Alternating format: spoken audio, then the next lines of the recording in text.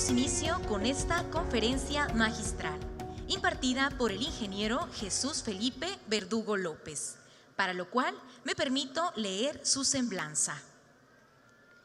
Ingeniero Jesús Felipe Verdugo López, ingeniero civil egresado de la Universidad Autónoma de Baja California, con posgrado de especialidad en vías terrestres por la Universidad Autónoma del Estado de México, perito en vías terrestres por el Colegio de Ingenieros Civiles del Estado de México, con diplomado en proyecto, construcción y conservación de carreteras por la Universidad Nacional Autónoma de México, con diplomado en inversiones en infraestructura por el ITAM, con diplomado en presupuesto basado en vías terrestres por la Universidad Michoacana de San Nicolás de Hidalgo. Ha participado como ponente y moderador en diversos seminarios nacionales en la rama de las vías terrestres. Con más de 43 años de trayectoria en la Secretaría de Comunicaciones y Transportes, ahora Secretaría de Infraestructura, Comunicaciones y Transportes, en la que se ha desempeñado como residente general de carreteras federales y subdirector de obras en diversos centros SCT, así como director general adjunto de supervisión física de autopistas en la Dirección General del Desarrollo Carretero, director general de servicios técnicos, director general del Centro de Baja California, director general de carreteras. Actualmente se desempeña como titular de la Subsecretaría de Infraestructura. Es miembro de la Asociación Mexicana de Ingenierías de Vías Terrestres, a lo cual tuvo el honor de presidir en el periodo 2015 al 2017, del Colegio de Ingenieros Civiles de México, de la Asociación Mexicana de Ingeniería de Túneles y Obras Subterráneas. Recibamos con un fuerte aplauso al ingeniero Jesús Felipe Verdugo López.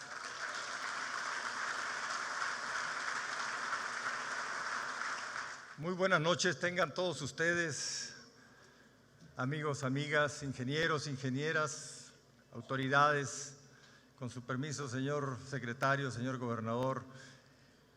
Jorge, muchas gracias por invitarnos a esta reunión regional que, como bien comentó el secretario de Comunicaciones, en el mes de octubre tuvimos que cancelar esta reunión para poderla llevar a cabo. Pero fue bueno porque en ese entonces yo no iba a decir nada y ahora me dan la oportunidad de poder platicar un poquito de lo que hacemos. Y también estoy gratamente sorprendido por la calidad y la cantidad de asistentes. La verdad, es una verdadera sorpresa que tengamos más de 800 personas.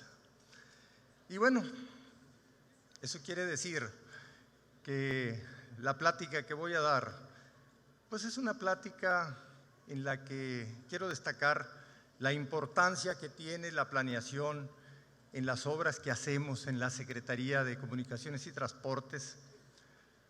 Y quiero poner un ejemplo práctico de lo que ha sucedido. Desafortunadamente no escogí pues una obra del Estado, es una obra del Estado de Hidalgo, que es una obra muy complicada y que abarca muchos temas de ingeniería civil y también que tenía un problema de planeación y por eso la escogí para, pues sabiendo que iba a haber una cantidad de alumnos que sirviera pues para los ingenieros jóvenes y los estudiantes, pues como una experiencia sin que tengan que pasar por todas estas etapas que pasamos los ingenieros.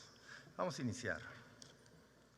El contenido de esta presentación es la siguiente. Hablaremos brevemente de las fases o etapas por el desarrollo de un proyecto de infraestructura, en este caso del transporte terrestre. Mencionaré mediante ejemplo práctico los pasos generales que seguimos para iniciar la construcción de la autopista Real del Monte Huasca, indicando sus antecedentes, el proceso de planeación que seguimos para este proyecto, las fases de licitación, la contratación. Mencionaré el estado que guarda su ejecución y cómo visualizamos las etapas de conservación y operación. Al final, haré unas breves conclusiones. Todas las obras de ingeniería que se hacen constan de 4 etapas, todas.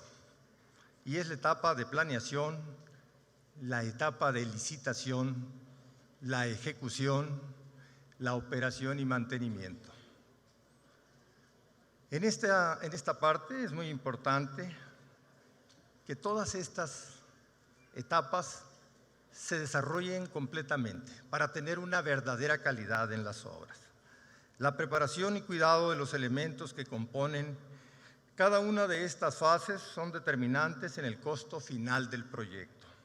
Ejemplificaremos, mediante la construcción de la autopista Real del Monte Huasca, algunas acciones que la Secretaría en cada una de sus etapas realiza.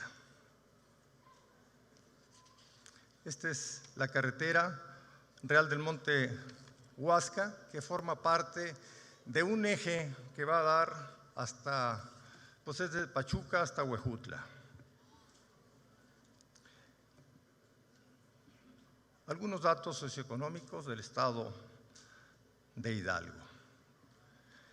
El proyecto se desarrolla en el estado de Hidalgo, ocupa el lugar 26 a nivel nacional en cuanto a extensión territorial. Tiene 84 municipios, en las cuales viven más de 3 millones de habitantes. De ellos, el 52% cuenta con educación básica, el 12% de la población pertenece a pueblos originarios, principalmente náhuatl y otomís. En el 2020, Hidalgo contribuyó con el 1.6% del Producto Interno Bruto Nacional. El Estado tiene una red de carreteras de 13.822 kilómetros, de los cuales 884 están a cargo de la SICT. Adelante. La carretera de la que vamos a hablar es la carretera Pachuca-Huejutla, cruza el eje neovolcánico y es la puerta de entrada a la Huasteca hidalguense, una zona con alto potencial turístico. Comunica a Pachuca con Mineral del Monte, cruza las poblaciones de Huasca, Atotonilco, Cerro Colorado y Zacualtipán y llega hasta Tampico, al final de cuentas. Forma parte del corredor regional México-Tampico y es una opción para comunicar el centro del país con el Golfo de México. La carretera existente inició su construcción en la década de los 60. En ese entonces, la premisa era comunicar el mayor número de poblaciones posibles, optimizando el costo de construcción. Se construyó como una carretera tipo C, con un ancho de corona de 7 metros. Y como pueden ustedes observar, las condiciones actuales de operación es a nivel E o F, o sea, cuando la carretera está ampliamente saturada. Esta carretera es insuficiente para ofrecer condiciones de tránsito seguro, cómodas, eficientes y que representan una barrera para el desarrollo de las actividades económicas. Era muy importante iniciar su modernización. Adelante.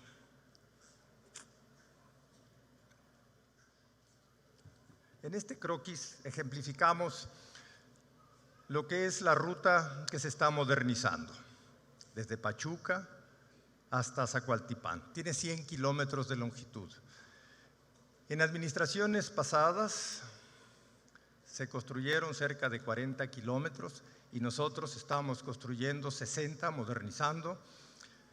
Y este es un ejemplo práctico de lo que vamos a hablar ahorita, los primeros 10 kilómetros de Real del Monte a Huasca. Pero todos estos 100 kilómetros van a quedar modernizados al final de esta administración. Adelante. Esta carretera la tomamos como ejemplo porque era una carretera que de origen iba a ser una concesión. Se concesionó al gobierno del estado de Hidalgo y su costo era de 2.800 millones de pesos. La Secretaría no iba más que a contribuir con una subvención de cerca del 40%, o sea, alrededor de 1.200 millones de pesos. La política pública del gobierno de nuestro presidente decidió que no iba a dar subvenciones para concesiones, que únicamente se construirían como concesiones aquellas que fueran solventes 100%. Y esta no era el caso, por lo que se decidió hacerla como obra pública. En noviembre del 2021 lo anunció como obra pública y es cuando la Secretaría de Infraestructura, Comunicaciones y Transportes toma esta carretera para revisar todas sus factibilidades. Adelante. ¿Qué son las factibilidades? Nuestro secretario le llama telas para que no se nos olvide en qué consisten estas telas. Es la parte técnica, la parte económica, la parte legal, ambiental y social de todos los proyectos. Son las factibilidades que permiten construir. La parte técnica son los proyectos ejecutivos, todas las alternativas y definiciones de trazo, estructuras, túneles.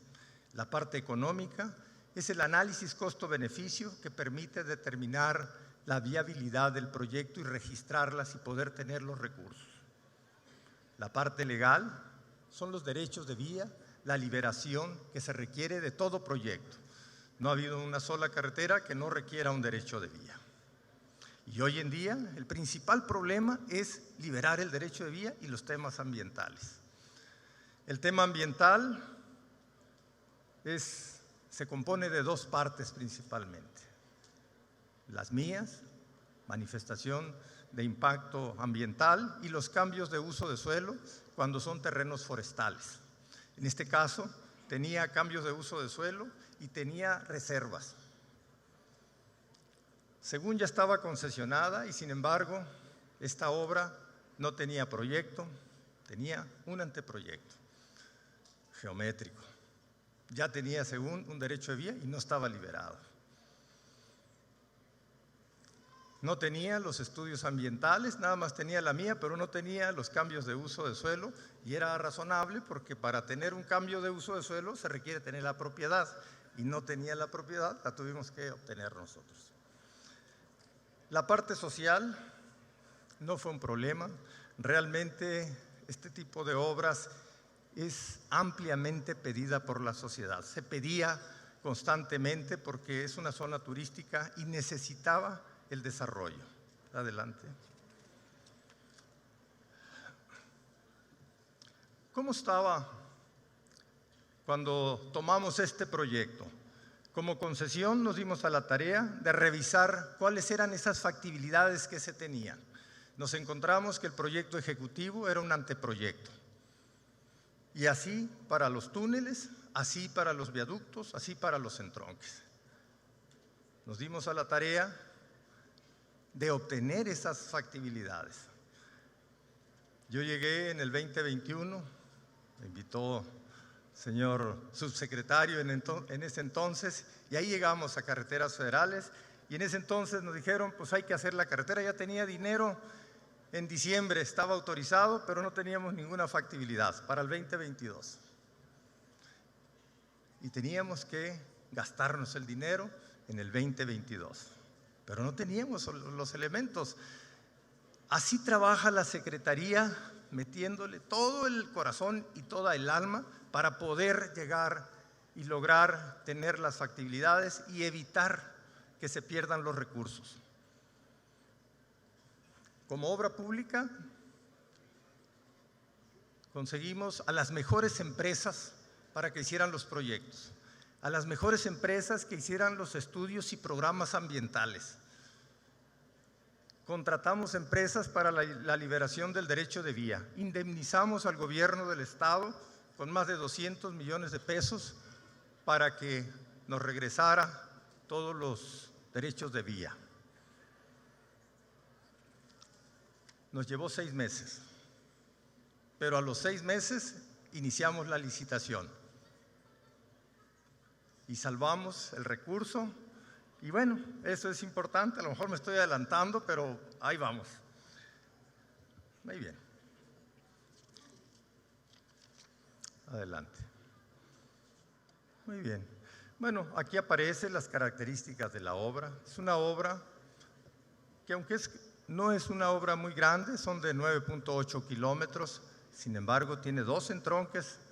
En estos entronques son a desnivel, los dos están en operación, tienen un alto grado de dificultad, no porque sean entronques, sino porque la topografía en la que se desarrollan tiene que tener, en algunos casos, pasos a desnivel y túneles en el entronque. Tiene 6 viaductos, que esos 6 viaductos tienen un poco más de 1000 metros de longitud sumados. Sus alturas promedio van de 22 hasta 39 metros. Tienen 3 túneles, 2 rampas de frenado y un sistema de ITS, sistemas inteligentes de transporte. Adelante. Aquí es importante la parte económica. Para que un proyecto pueda recibir recursos públicos, es necesario que cuente con registro vigente en la Secretaría de Hacienda. Fue necesario actualizar el estudio costo-beneficio para considerar el nuevo costo de construcción que pasa prácticamente al 90% más. Tenía 2.800 porque lo habían evaluado con un anteproyecto. Cuando hicimos los proyectos completos, hicimos los presupuestos base, la obra andaba realmente en 5,000 millones de pesos. ¿Qué hubiera sucedido si la obra hubiera continuado como concesión y 2.800 millones de pesos sin liberar el derecho de vía, sin tener los permisos ambientales? Se nos hubiera ido el tiempo a más del doble y la tarifa al más del doble.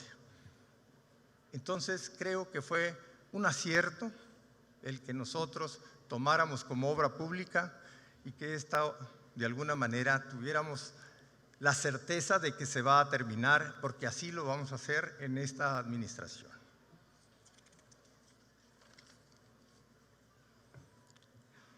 ¿Cómo justificamos ese costo en Hacienda? A la hora de hacer los estudios de rentabilidad se vio que se observó que los ahorros en viajes eran por más de 700 millones de pesos anuales.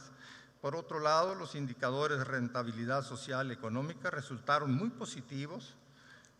Por ejemplo, el valor presente neto en el ciclo de vida del proyecto es mayor incluso que la intervención inicial de construcción. La tasa interna de retorno también fue positiva al ser superior a la tasa social de descuento, que fue del 10%. Y finalmente, la tasa de rentabilidad inmediata nos indica la conveniencia de poner en marcha el proyecto de manera inmediata. No tuvimos ningún problema en registrar el proyecto con un mayor monto, pero eso nos daba una certeza de que todo el proyecto se iba a mantener con ese recurso.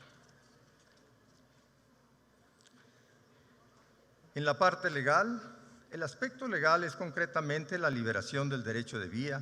Es uno de los temas críticos para la materialización del proyecto de infraestructura. Hasta hace algunos años se consideraba razonable iniciar la construcción con el 50%. Hoy no es conveniente iniciar obras que no tengan liberado más del 80% del derecho de vía. Por eso es importante que nos apliquemos a liberar el derecho de vía, porque una vez entrando nos agarran de rehenes las máquinas, pues tienen un costo alto si están paradas, el personal. Y tenemos que apurarnos a pagar los derechos de vía, no podemos negociar rápidamente. Entonces, por eso es importante que se dé un tiempo suficiente para liberar los derechos de vía, y es mucho más barato, y vamos con precios comerciales. La parte ambiental, se contaba con una autorización ambiental para el proyecto original en el año 2015, que fue renovado en el 2020. En septiembre del 2023 se obtuvo la autorización de ampliación de vigencia. En ella se describieron detalladamente los programas de mitigación, de rescate de flora y fauna, de manejo de residuos peligrosos, la reforestación, los cuales se encontraban en proceso de ejecución de acuerdo a lo indicado en el resolutivo de impacto ambiental. Miren, era muy complicado obtener los cambios de uso de suelo, pero gracias a un acuerdo que emitió el señor presidente, nos permitió que provisionalmente nos autorizaron, y eso fue un despegue prácticamente de todas las obras. Eso creo que es un acierto y debe de extenderse y seguirse haciendo a todo lo largo de todos los proyectos. Desafortunadamente ahorita ya no es aplicable, ya quedó cancelado. La parte judicial pues no aceptó que se continuara con esos acuerdos provisionales que nos daba la Semarnat y que nos daba la oportunidad de ir haciendo obras más rápido. En la parte social, ya lo comenté, no tuvimos mayor problema y de alguna manera resolvimos perfectamente, apoyando, haciendo cruces a desnivel para las poblaciones, ayudando a pavimentar algunas de las calles, apoyando algunas de las escuelas, y la gente quedó satisfecha, nos deja trabajar perfectamente. Esta gráfica que les voy a poner aquí nos representa cómo es importante la planeación. Es como una síntesis de la parte que acabo de hablar. Si nosotros planeamos las obras con calidad y con empresas especializadas, el costo no nos varía el que hayamos determinado y se comporta como es la raya verde que ven ahí. Tenemos un costo un poco más alto en lo que es la planeación, pero la planeación, incluyendo el derecho de vía, no es más del 15% del costo de la obra.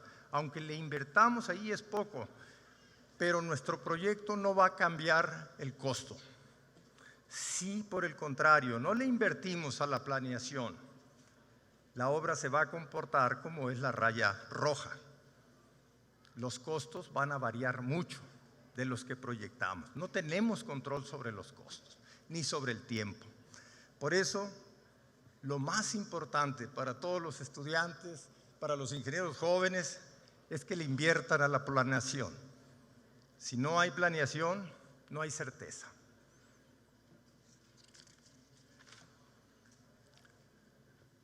Muy bien. Seguimos con la otra premisa. Primero es la planeación, como lo comenté. La otra parte es la licitación. Si nosotros queremos tener certeza ya en la construcción, necesitamos contratar empresas técnicamente poderosas, técnicamente que tengan una gran experiencia, económicamente solventes y profesionalmente solventes también. Por eso hicimos algunas premisas en esta parte. Contratar empresas especializadas en estudios y proyectos, en la obra y en la supervisión. Licitaciones públicas nacionales. La contratación plurianual. Estuvimos platicando con nuestro señor secretario en ese momento y acordamos que tenían que ser por más de un año, que no se nos acabe el presupuesto cada año, sino que tenga más de un año la vigencia y no nos paramos en cada año para volver a licitar. Implementamos desde las bases de licitación dobles turnos, todos los días, sábados y domingos, y establecimos una gerencia de proyecto basada también en el BIM para el control de la obra. Fueron algunas de las premisas que manejamos en la licitación y esto pues de alguna manera nos ha dado resultado porque la obra ha caminado muy bien. Aquí podemos ver cuántos procesos de licitación manejamos entre servicios, supervisiones y obras. Fueron 32 contratos, de los cuales De obra fueron 9, de supervisión 7 y 16 servicios. Algunos de ellos pues quedaron en la etapa de planeación y se agotaron y se fueron, pero eran empresas especializadas. Muy bien, adelante. Esta es una hoja pues, de ruta de cómo se comportó. En el noviembre que anunció el presidente que iba a hacer como obra pública, nos dimos a la tarea de planear. Fue de noviembre a junio, 6 meses de planeación, 2 meses en la etapa de licitación, julio y agosto. Iniciamos en septiembre y vamos a terminar a más tardar en agosto. Entonces, esta obra que tenía años y administraciones difiriéndose en tiempo porque era complicada, porque no se tenía dinero, la estamos trabajando del 2022 al 2024. Pero eso es ponerle ganas, no hay cosas difíciles, dice nuestro secretario, si tenemos ganas de terminar. Entonces, es muy importante que planeemos, que seleccionemos a los mejores y que ejecutemos y estar supervisando día a día. Tenemos a los mejores ingenieros ahí de la Secretaría, tenemos a las mejores empresas y esto es una garantía porque también estamos cuidando el patrimonio del país. Muy bien. Ya en la fase de ejecución hay algunas premisas que son previos al inicio de una obra que se deben de tomar en cuenta, que son la formalización del contrato, la apertura de bitácoras de obra, la entrega del inmueble del derecho de vía, entrega de proyectos ejecutivos, entrega de permisos ambientales, aprobación de laboratorios de control de calidad, señalamientos de protección e inicios en la ejecución. Estas partes deben de ser obligadas en toda obra. Adelante. Aquí tenemos algunas plantas y algunas fotografías del entronque Real del Monte Huasca. Como vemos ahí, tiene unos túneles que están en proceso, una serie de gasas, son complicadas y de alguna manera el avance físico de esta obra es el 21%, se termina en abril y tiene una longitud de túneles de 273 metros. Adelante. Este es el entronque Huasca. También es un entronque tipo trompeta. El anteproyecto marcaba 3 puentes, nos tenía un costo muy alto. Lo que hicimos fue prácticamente sustituirlo por bóvedas junto con la gente de Semarnat, nos bajó casi a la mitad del costo. Y ahorita es una obra pues, que ya tiene un avance del 79%, en marzo lo terminamos. Adelante. Tenemos 6 viaductos, 3 de estos viaductos los tiene la empresa Coconal. En todos ellos se van a terminar a más tardar en mayo y son obras que nos permiten cruzar los accidentes topográficos en una forma que ya cuando pasa uno dice, oye, pues estaba fácil, ¿verdad? Pero en el momento en que estamos haciendo topografía es imposible prácticamente pasar una máquina. Adelante. Estos otros 3 viaductos los tiene Vice y también tienen avances importantes, 89%, 67%, un 80%, otro de ellos, y todos se van a terminar en abril de este año. Adelante. Tenemos 2 túneles. El túnel Omitlán es un túnel pues que fue el último que se licitó, tiene un avance del 21%, pero se licitó prácticamente el año pasado a mediados. Tiene algunas dificultades, tiene algunas tuberías de gas natural que coinciden con el portal de salida y bueno, estamos haciendo todos los trámites para reubicarlo y es uno de los túneles. No es de los más importantes porque el túnel más grande es el Vicente Guerrero, tiene más de 750 metros de longitud, es el segundo más grande en su tipo a nivel nacional, no por los 750 metros, sino porque es un solo ducto de 22 metros de corona. Entonces, hay muchos túneles grandes, pero son de 12 metros, pero este en particular, al ser un túnel de 22 metros y tener 750, lo hace el segundo lugar. Pero además tiene problemática porque en la parte baja va la carretera y hay algunos caídos que hay que detener con mallas. Tiene algunos problemas también, como todos los túneles, pero este en particular tiene fallas geológicas que lo hacen de riesgo y hay que inyectar con concreto, fluido, para volver a solidificar y poder ir cortando.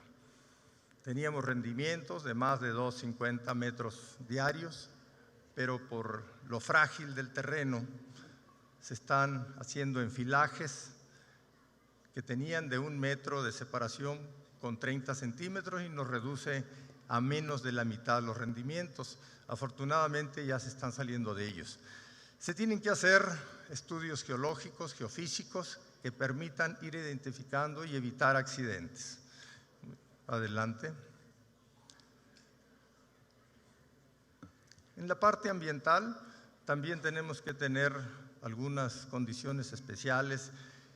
El trazo cruza por unas zonas de depósito de jales, le llaman, que son tiraderos de zonas de mina. Esta es una zona de mina y de alguna manera pues hay unas grandes plataformas y tenemos que cruzar por ellas con unos cortes. Tuvimos que estabilizar los cortes con mantas fértiles, con geomallas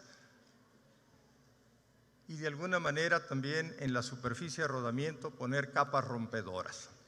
Todo esto para garantizar una vida útil adecuada del proyecto. Adelante. Aquí se ven algunas acciones de mitigaciones ambientales que en este caso pues es muy importante ya que era una condicionante de los programas de mitigación. Adelante. Algunos retos durante la ejecución. Nos encontramos con permisos de explosivos que estaban restringidos. La mía manejaba que no podían usarse explosivos porque eran zonas aledañas, habitacionales. Pero tenemos más de 2,5 millones de metros cúbicos de roca. Teníamos más de 30,000 metros cúbicos en túneles también de roca y no podíamos avanzar. Modificamos la parte ambiental, la parte de explosivos y logramos los permisos y pudimos trabajar. Ese fue uno de los retos, pero lo superamos. Las zonas forestales, se tuvieron que hacer algunos cambios especiales en los manejos de las zonas forestales. En los túneles nos encontramos cavernas que venían de actividades mineras. O sea, salen las cavernas de la gente que estuvo trabajando y abandonó la mina y por supuesto no permanecían en condiciones ideales y eran de alto riesgo.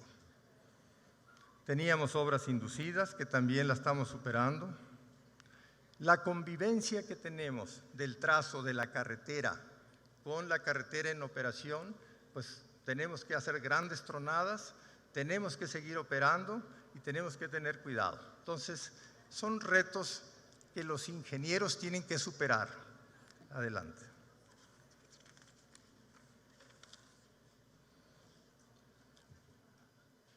Una vez que terminamos los trabajos de construcción, necesitamos que se administre la obra en su terminación.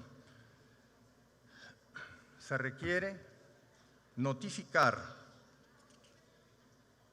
la terminación de las obras por las empresas constructoras, que se haga una visita de verificación en la terminación, se hagan los finiquitos de las obras, que las estimaciones de cierre se formalicen, que se hagan las actas de extinción de derechos y obligaciones, que se haga la entrega-recepción a la área que corresponde de mantenimiento.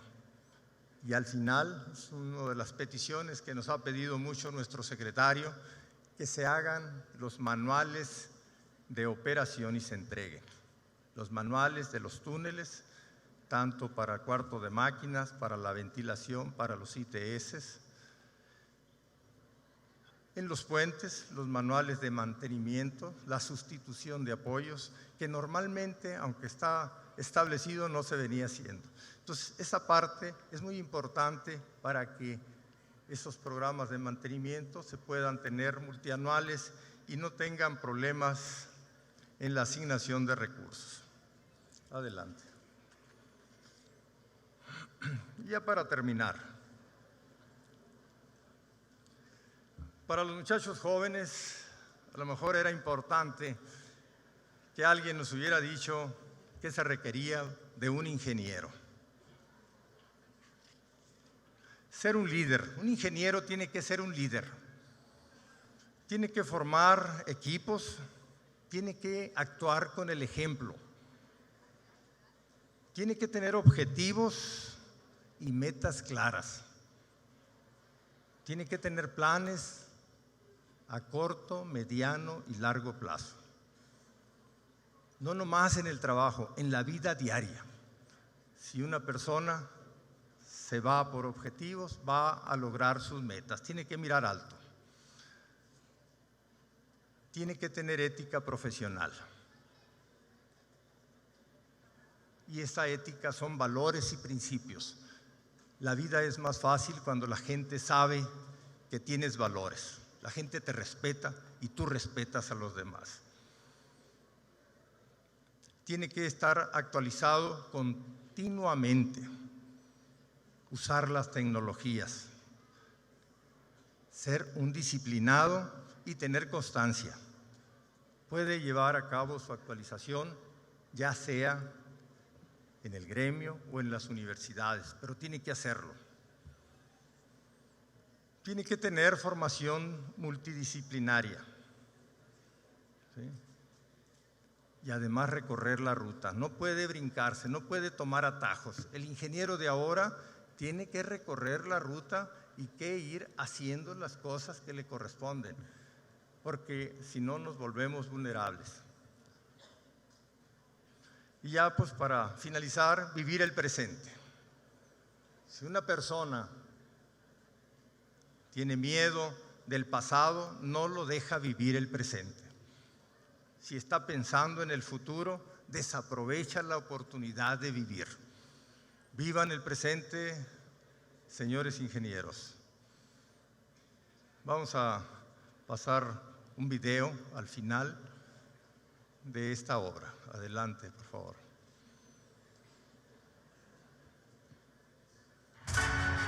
El Gobierno de México, la Secretaría de Infraestructura, Comunicaciones y Transportes, a través de la Subsecretaría de Infraestructura, presenta la construcción de la autopista Real del Monte en Tronque Huasca, en el estado de Hidalgo.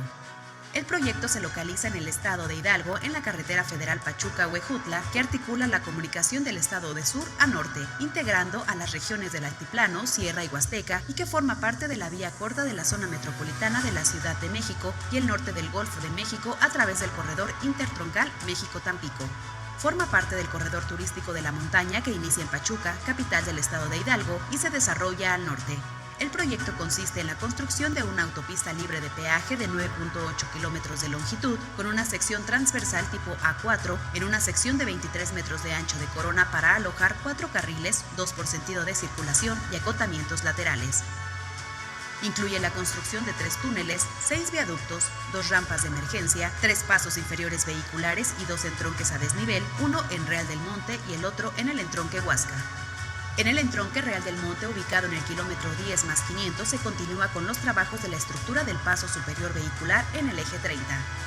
En el eje 50 para el túnel El Mineral, continúa el proceso de excavación y lanzado de revestimiento primario. Se cuenta con un avance de 47 metros en el portal de acceso y 10 metros en el portal de salida. Asimismo, se avanza con los trabajos de conformación de terracerías para la estructura del retorno del eje 10 a través de medios mecánicos. Por otro lado, en el eje 45 se realizan trabajos de precorte mediante el uso de explosivos. En la vía troncal se continúan los trabajos de colocación de materia para la conformación de la base hidráulica. Asimismo, se continúa con los trabajos de excavación por corte y uso de explosivos y se realizan trabajos de acarreo para el retiro del material. Han iniciado los trabajos de tendido de carpeta asfáltica en el entronque Real del Monte. Se realizan trabajos de instalación de tuberías y construcción de obra de drenaje menor a lo largo de la troncal. Se continúa con la colocación del pedraplén en geotextil en la zona de Jales para la consolidación del suelo y ha iniciado la estabilización de taludes a través de trabajos de hidrosiembra y colocación de malla de coco para el crecimiento de pasto. Por otro lado, se avanza en los trabajos de excavación y perforación, así como del colado para las estructuras de los pasos inferiores vehiculares que conectan con la cabecera municipal. En el viaducto Manzanos ha concluido el montaje e izajes y se avanza con el colado de losas y parapetos en los claros de la superestructura. Por otro lado, en los viaductos Canteras 1 y Canteras 2 se tiene en proceso la construcción de los apoyos a través del colado de la subestructura. Por otro lado, en los viaductos La Carolina, ubicada en el kilómetro 15, el viaducto Santa Elena en el kilómetro 15 más 700, así como el viaducto Vicente Guerrero en el kilómetro 17, se tiene un mayor avance en el proceso de colado de losas y parapetos en algunos claros de la superestructura. Del mismo modo, se continúa con los trabajos de montaje e izaje de traves en los claros subsecuentes de la superestructura, llevando a cabo cierres parciales de la carretera para la ejecución de los trabajos. En el túnel Vicente Guerrero se avanza en la apertura de los portales en ambos sentidos mediante trabajos de precorte a través de la barrenación para la colocación de explosivos y el acomodo de arcos metálicos. Se tienen 258 metros de excavación en el portal de entrada y 35 metros de excavación en el portal de salida. Asimismo, continúan los trabajos de excavación en el portal de acceso del túnel Omitlán a través del uso de explosivos y enfilaje de arcos metálicos. Se cuenta con un avance de 42 metros de excavación. Por otro lado, en el portal de salida se avanza con los trabajos para la construcción de la trinchera de concreto armado que alojará el paso del gasoducto. En el entronque Huasca, ubicado en el kilómetro 20 más 400, se llevan a cabo trabajos de tendido de base hidráulica en las gasas donde inicia el entronque. Asimismo, se avanza en la compactación de material en los ejes 10, 30 y 40, así como en los trabajos de construcción del muro mecánicamente estabilizado. Se continúan los trabajos de tendido de material y construcción de muros de contención en el eje 20 con dirección a Totonilco. Se tiene un avance en los trabajos de colado del proyecto de la bóveda en el cauce del río Amayac. Se cuenta con un avance global del 60.1% y un monto total de 5.084 millones de pesos. Secretaría de Infraestructura, Comunicaciones y Transportes.